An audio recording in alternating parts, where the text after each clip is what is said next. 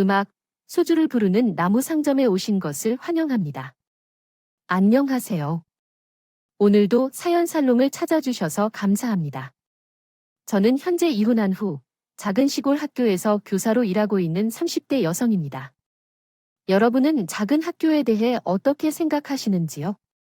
서울이나 수도권 같은 도시에는 우리가 흔히 아는 초등학교가 있지만 시골에는 소위 시골 학교가 있습니다. 그런 작은 학교에서 일하고 있어요.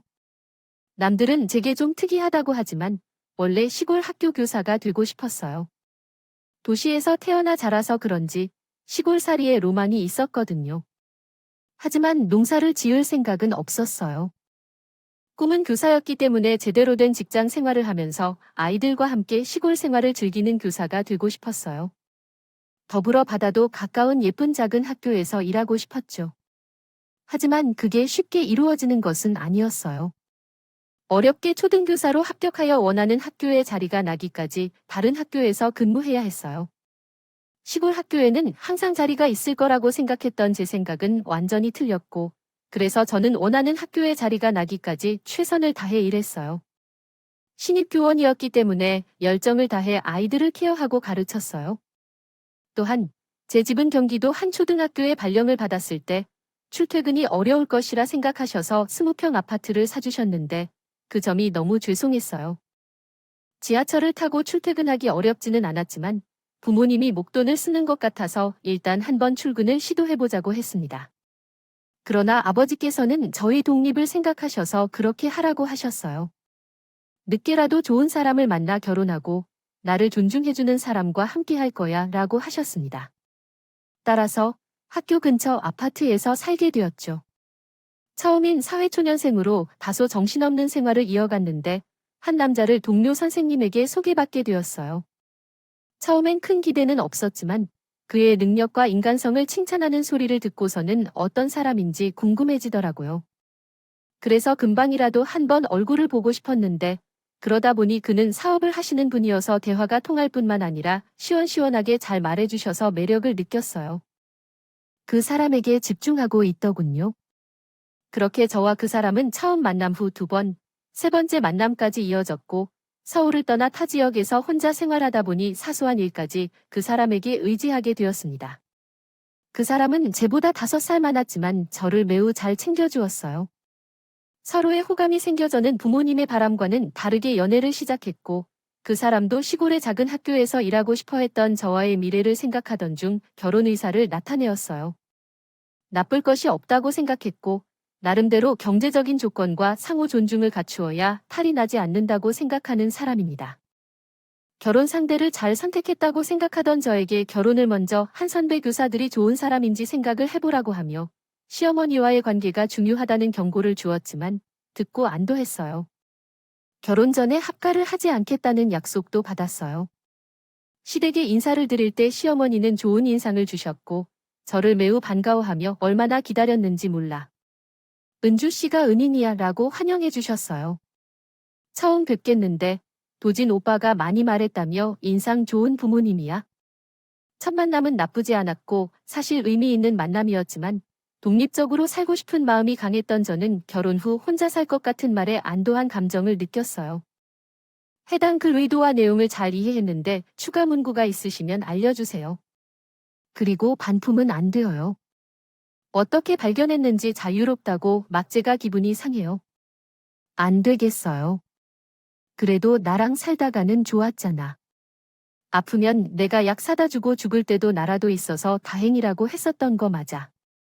순 뻥쟁이가 뭐야? 이게 엄마한테 뻥쟁이가 뭐야?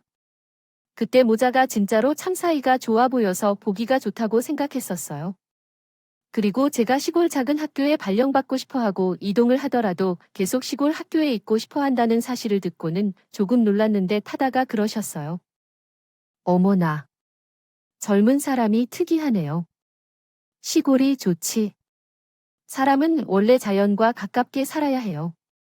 그러면 이렇게 해보자고. 너희 결혼하면 일단은 은주 아파트가 있으니까 거기서 신혼생활하고 은중 팔령 받으면 그때 내가 지금 붙여놓은 적금을 합해서 너희 평수가 좀 넉넉한 아파트 사자. 은주야, 그래도 괜찮지? 대신 도진이 내가 살림살이는 좋은 걸로 해. 너 돈 많잖아. 당연하지. 내가 제일 좋은 걸로 해갈 거야.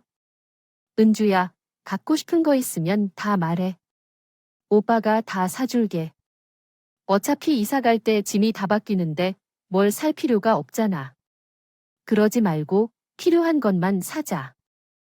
대신 이사 가서는 좋은 것으로 하고. 아, 선생님이라 그런가 현명하네. 우리 예비 며느리 너무 맘에 들어. 너희 결혼하고 나서 너희들이 어떻게 너희의 미래를 기다린단 말이야. 엄마, 여기까지만 들어주셨으면 참 단란해 보이죠.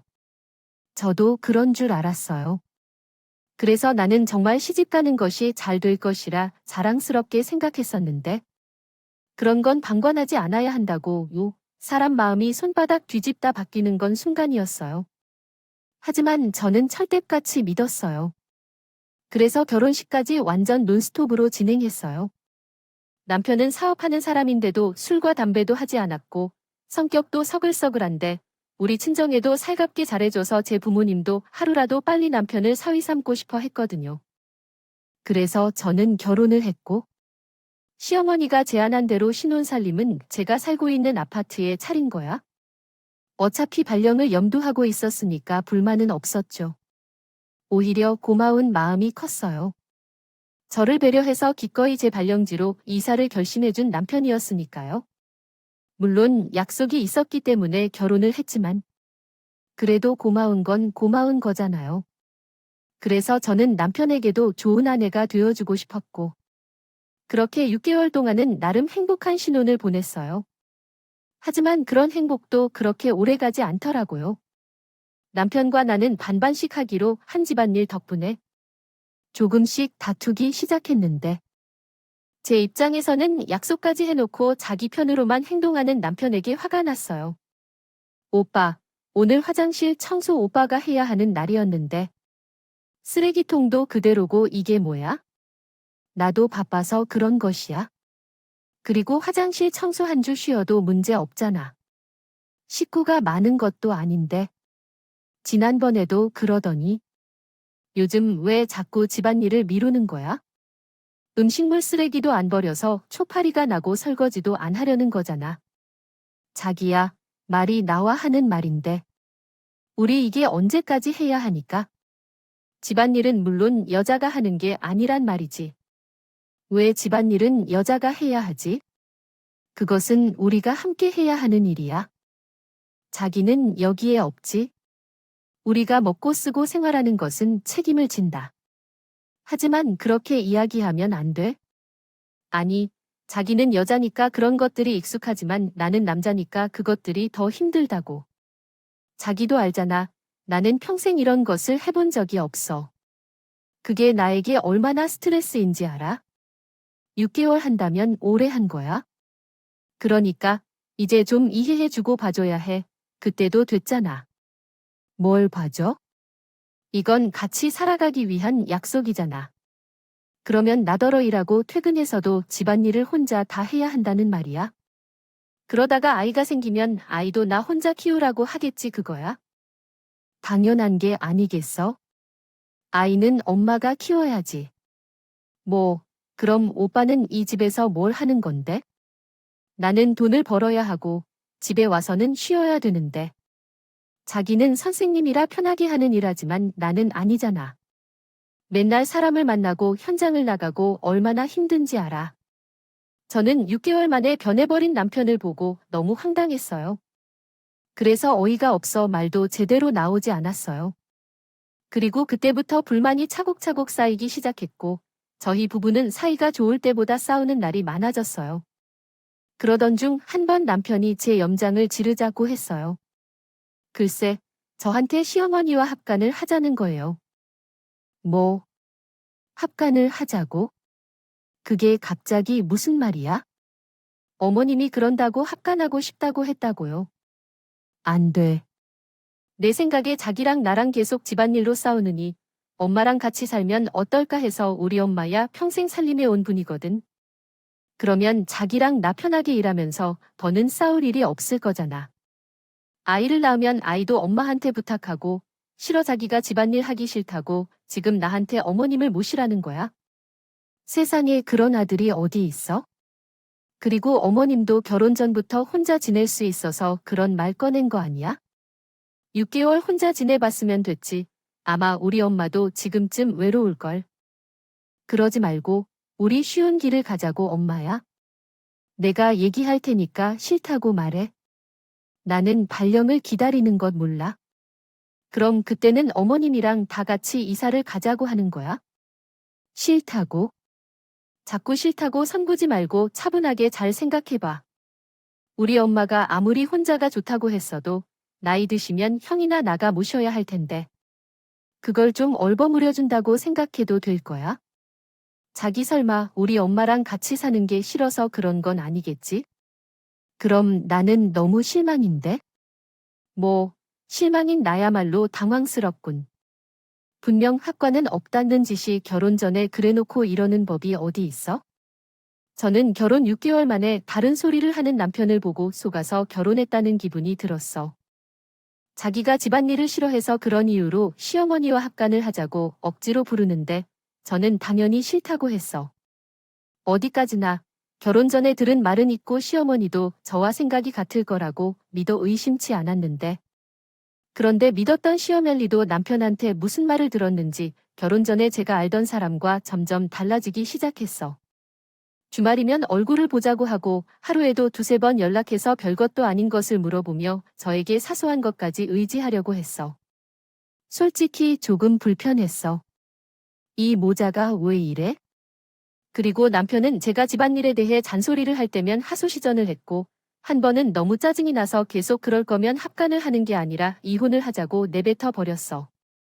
어차피 남편은 필요한 물건만 사다 들기에 제 집에 들어와 살아가는 거였으니 자신이 사다 들고 온 물건은 들고 나가면 그만이라고 세게 나갔죠.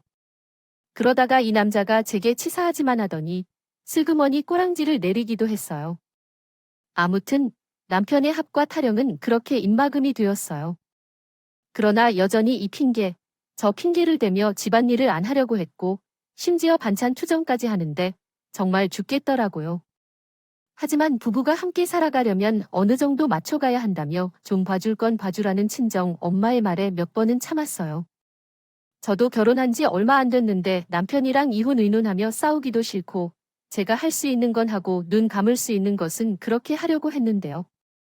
결혼한 지 1년밖에 안 됐을 때 저도 솔직히 참지 못하고 말맞지가 되었어요. 저가 드디어 기다리던 발령 신청을 할 수 있게 되었던 것이 시작이었죠. 쟤는 교감 선생님으로부터 강원도 모 지역 작은 학교에서 교사 이동이 있을 것 같다며 지원하고 싶으면 지원하라는 말을 들었고 1초의 망설임도 없이 발령 신청을 했는데 남편이 불같이 화를 내는 거예요.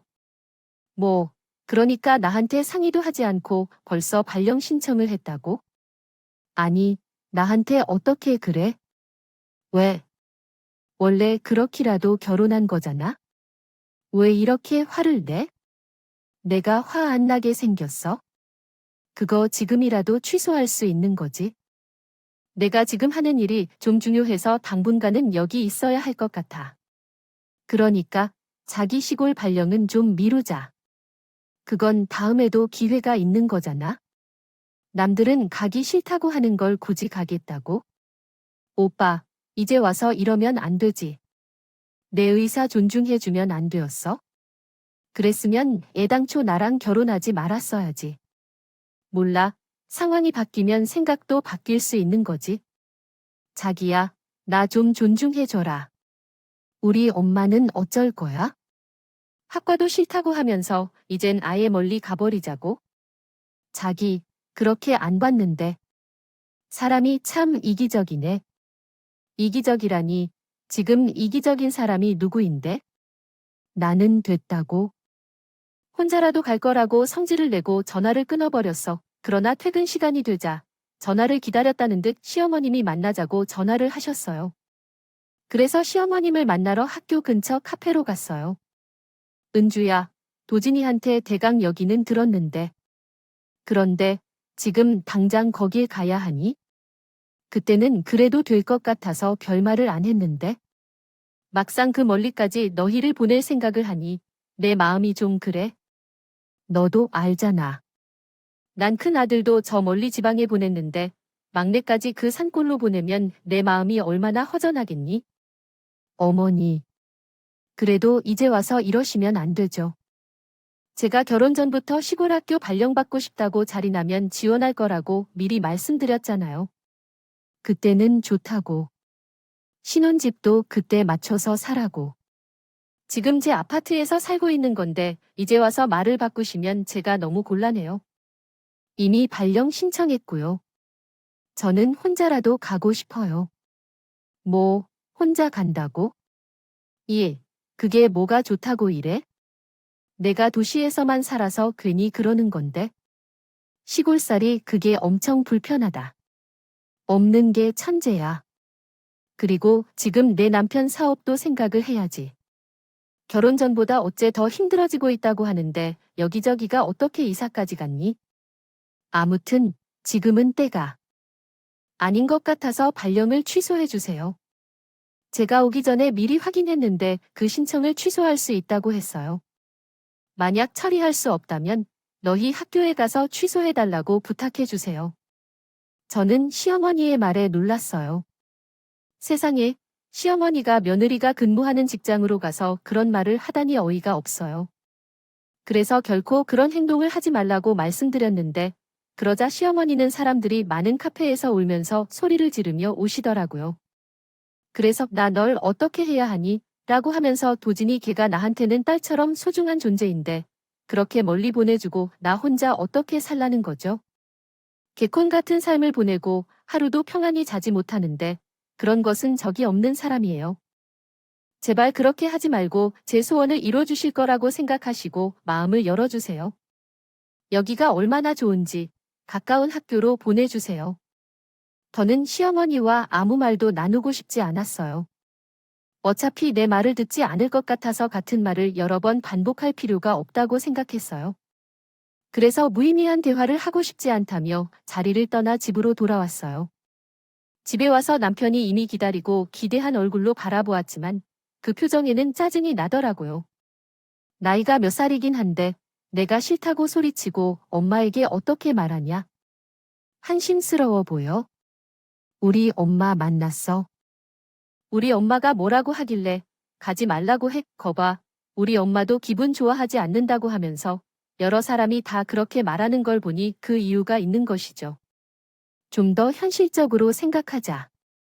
아파트를 팔아서 시골에 있는 아파트로 이사를 가자. 그건 멍청한 짓이야. 집값을 생각하지 않는 것은? 오빠, 정말 심한데. 그런 생각이면 왜 내랑 결혼했어? 오빠도 좋다고 했잖아. 이럴 거면 그냥 오빠는 계속 어머님이랑 사세요. 나는 혼자라도 발령이 나겠거든. 그것도 싫으면 이혼하자고 하면서 돈을 걸고 그래? 그런데 아파트를 팔고 부모님한테 돌려주겠다고? 그래. 난 지금 이 아파트에서 살 수 없어. 그렇다면 당신도 내가 살던 집까지 팔아서 소리 없이 시골로 가자. 다만 나는 내 아들과 떨어져 살 수 없으니 가치론이며 어머님도 합가라고 하는 걸 보니 집을 파야 하겠네요. 그러면 일단은 집에 대한 판단을 내리겠습니다. 그래, 내가 지금 집을 내놓으려고. 뭐야, 너 지금 내 말 듣고 해보려는 거잖아. 한 번 받았으면 결론을 내는 게 맞을 텐데 왜 집을 팔아서 부모님에게 돈을 돌려주려는 거야? 유산 차례 이런 건 또 어쩌다 튀어나올 수 있으니 형님이 돈 때문에 결혼을 싫어하면 꺼낼 생각도 없어. 위에서 언급한 내용은 문장이 너무 복잡하고 뜻을 구분하기 어려워 보입니다. 일부 내용을 수정하고 재구성해주고 싶은 내용이 있으시면 말씀해 주시면 감사하겠습니다. 시어머님은 그 생각까지는 못하셨는지 제 말에 더는 아무 말도 하지 못하셨어요. 하지만 제가 발령 취소를 해서 지금처럼 근처에서 살던 함께 제가 발령받은 곳으로 합가에 이사를 가던 둘 중에 하나는 하자는 뜻이 분명했는데 저는 둘 다 싫었어요. 그러자 남편은 자기 엄마를 그냥 공짜 도움이라고 생각하면 되지 않냐며 말 같지도 않은 소리를 했고 그때부터 이럴 바에는 그냥 하루라도 빨리 이혼을 하는 게 좋겠다는 생각이 스물스물 들더군요.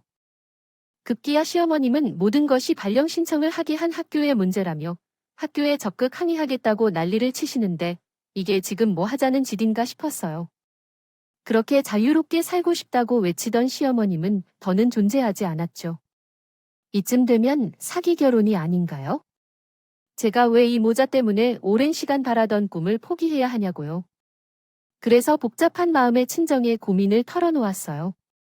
그리고 슬쩍 이혼하고 싶다는 의사도 내비쳤는데 아무래도 친정엄마가 걱정이 많으시더라고요.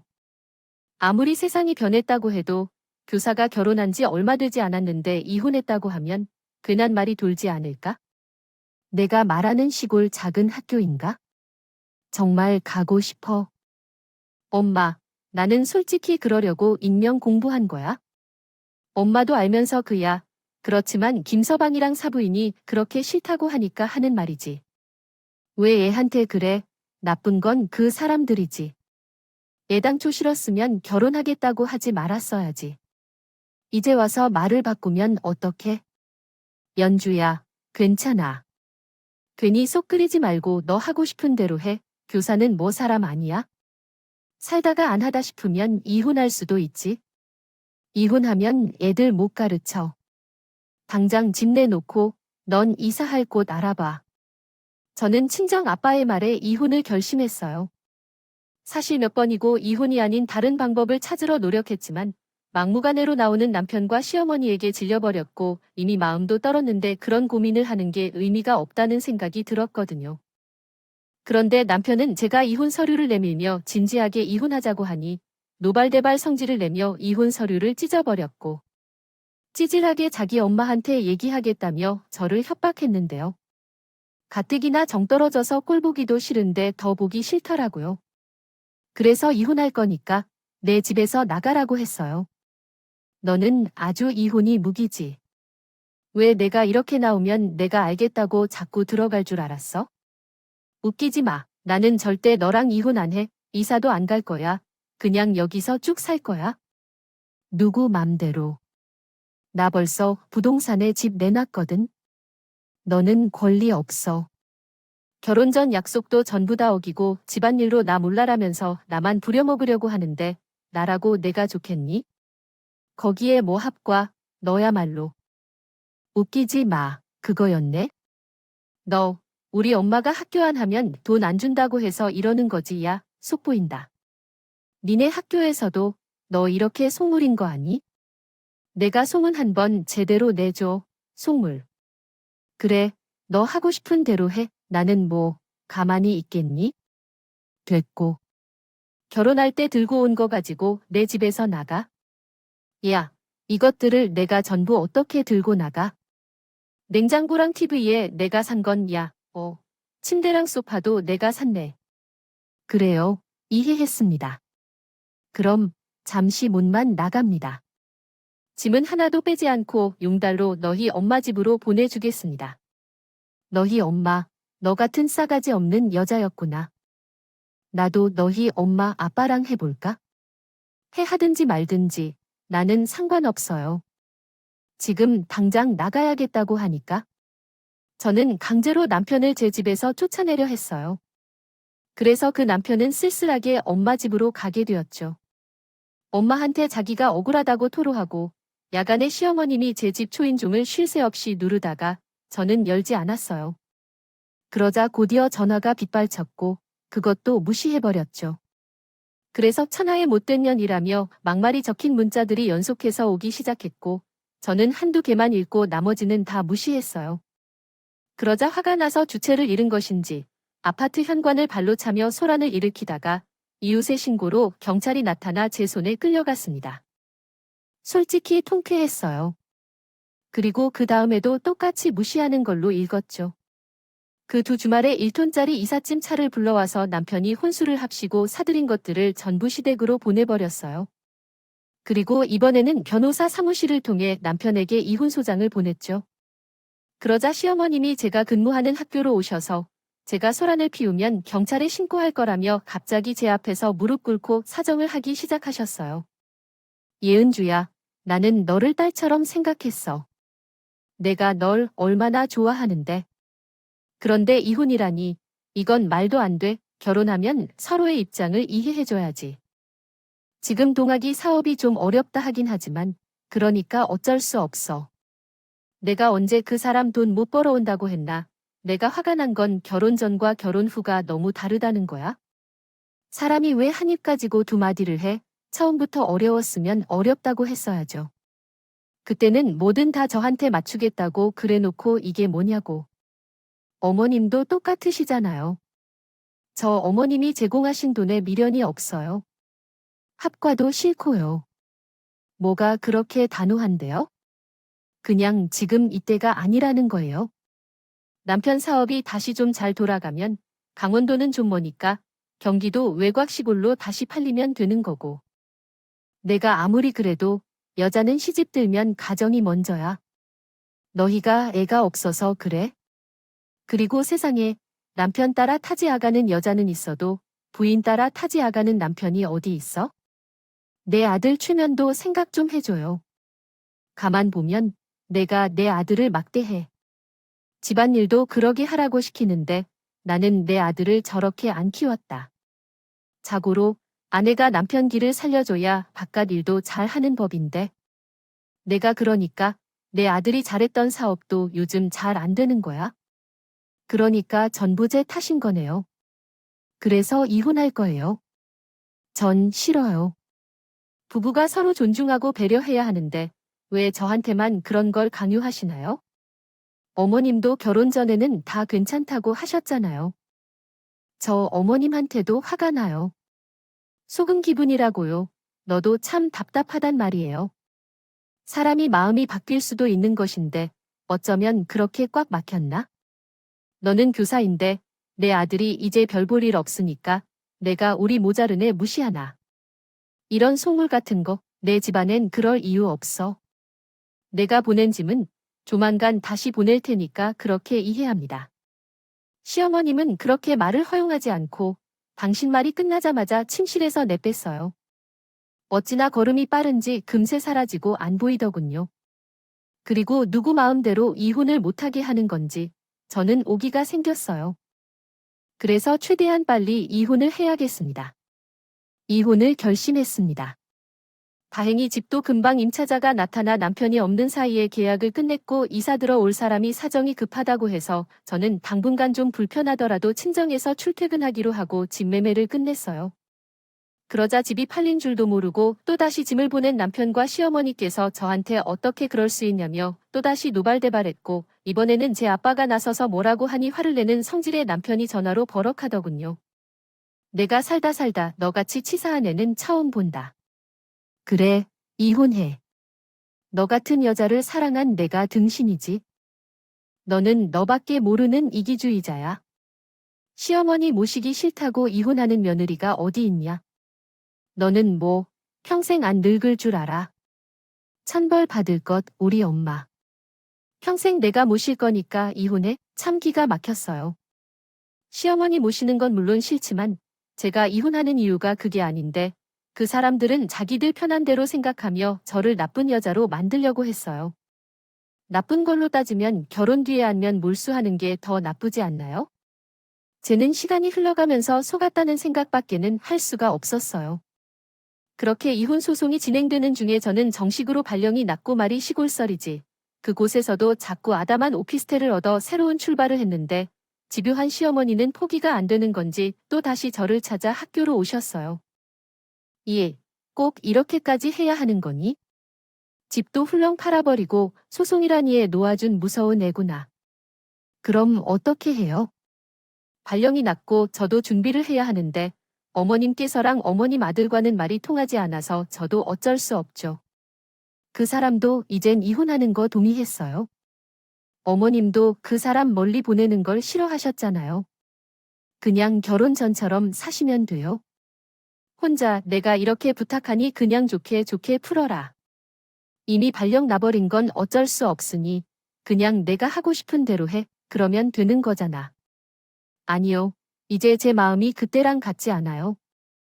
어머님도 그러셨잖아요. 사람 마음이 바뀔 수도 있는 거라고. 저도 그래요. 이제 제 마음도 변했어요. 아니, 변할 수밖에 없죠.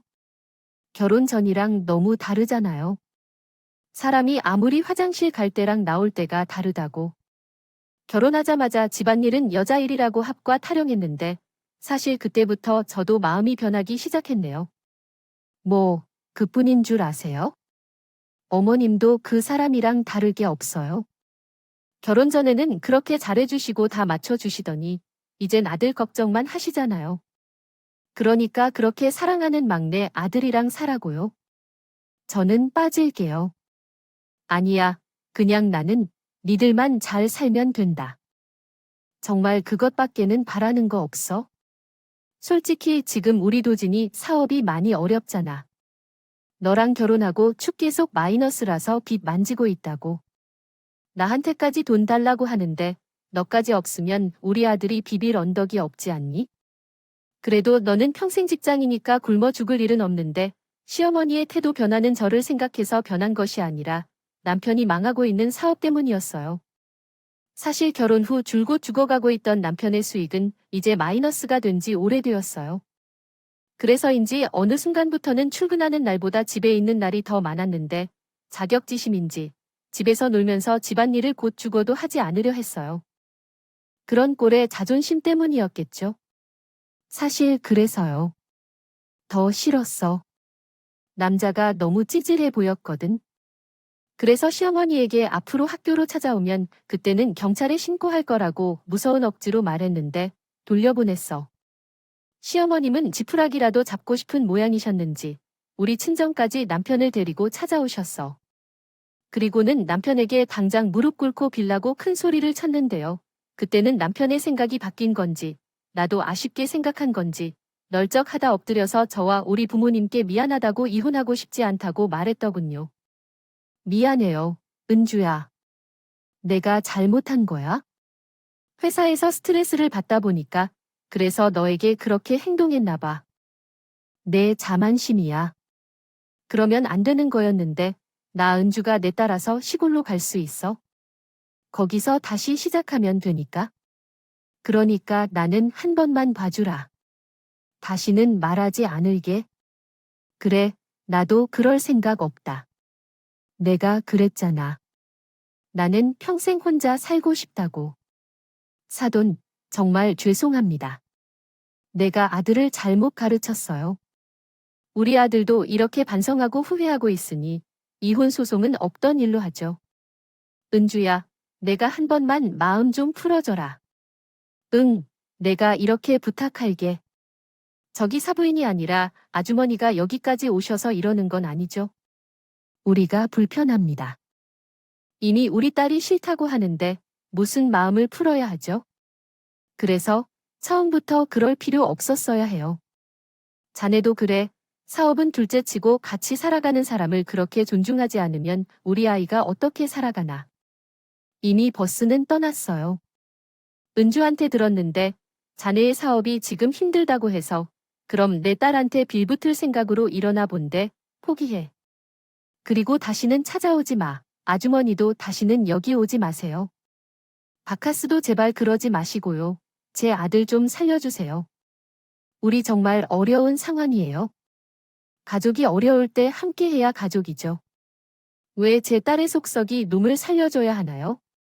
가족이요. 내 딸이 왜 당신들 가족이에요? 당장 돌아가세요. 장인어른, 제발 한 번만 이런 말까지 안 하려고 노력했는데 제가 진짜 갈 곳이 없어요. 우리 엄마 집도 넘어가 있거든요. 우리가 정말 절실합니다. 아니면 돈을 좀 빌려주세요. 호모기가 막혀. 그러니까 진짜 속내는 그거였네. 여보, 뭐 알겠어. 당최 말로도 해결되지 않는 사람들이네. 나가요. 당장 내 집에서 나가라고. 확 밀어버리기 전에. 우리 아빠는 막무가내로 남편과 시어머니를 현관 밖으로 내보냈어. 우리 아빠가 왕년에 씨름을 조금 했었는데 그래서 풍채랑 힘이 대단했거든요. 그에 반면 남편과 시어머니는 왜소한 사람들이라 속수무책으로 밀려나갔고 집 밖으로 쫓겨나는 일은 순식간에 일어났어. 그리고 다치게 된 현관 앞에서 서로를 원망하며 땅을 쳤는데 그때 명확히 들리던 시어머니와 남편의 대화 소리에 우리 가족은 허탈해졌어. 아깝다. 내램을 평생 직장인인데 그냥 얌전하게 잘 붙어서 살려고. 이게 뭐냐?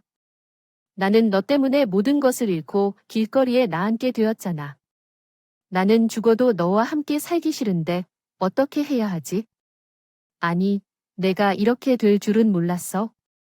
그리고 엄마가 적당히 잘해주다가 확 잡고 살라며 남자가 심취한 것 같아.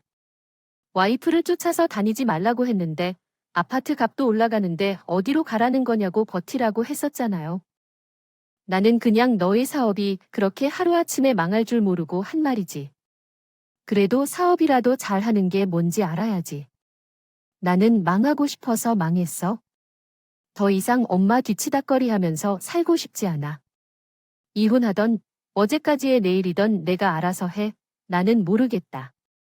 찾지 마. 죽기든 밥이 되든 엄마의 삶은 엄마가 알아서 하라고 그들은 남의 집 앞에서 큰 소리로 싸우다가 이윽고 그 자리를 떴어요.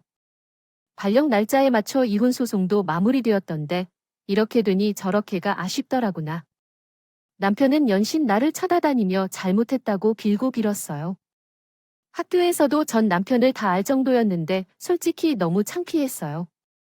그래서 남편을 소개해준 동료 선생님이 나서서 미안하다고 사과까지 했고 남편과 멀어질 수 있었어요. 현재 학생들과의 새로운 삶을 이어가며 1학년과 2학년을 함께 가르치고 있어요. 생각한 것과는 많이 다르지만 어찌되든 고생을 할지 몰라 걱정도 많았지만 아이들도 순수하고 동료 선생님들도 잘해주셔서 지금의 삶에 만족합니다. 주말에는 학교에서 제공하는 밭에 농작물을 심고 자전거를 타며 공기 좋고 사람들도 친절한 곳에서 행복하게 지내고 있어요. 이혼을 한다는 말에 놀라는 분들이 있지만 어떻게 생각해도 이혼은 내가 잘한 일 중 하나니까 전혀 주저하지 않고 당당하게 지내려고 해요. 이혼은 행복을 위해 하나의 선택이니까요. 내게는 실패한 결혼의 경험이 있어 결혼은 정말 어려운 일인 것 같아요. 10년, 20년을 함께 사는 부부를 보면 존경심을 느끼기도 하는데 언젠가는 바라는 진짜 반려자를 만날 거라고 기대하며 서로 존중하며 평생을 함께 할 수 있기를 바랍니다. 이렇게 생각하며 매일의 과정에 충실하려 합니다. 도시의 화려함도 좋지만 시골의 평화도 좋아요. 이런 가치관을 함께하는 좋은 사람이 나타났으면 좋겠어요. 지금까지 이야기를 들어주셔서 감사합니다. 응원과 현명한 조언을 부탁드리며 좋아요와 구독은 큰 힘이 됩니다.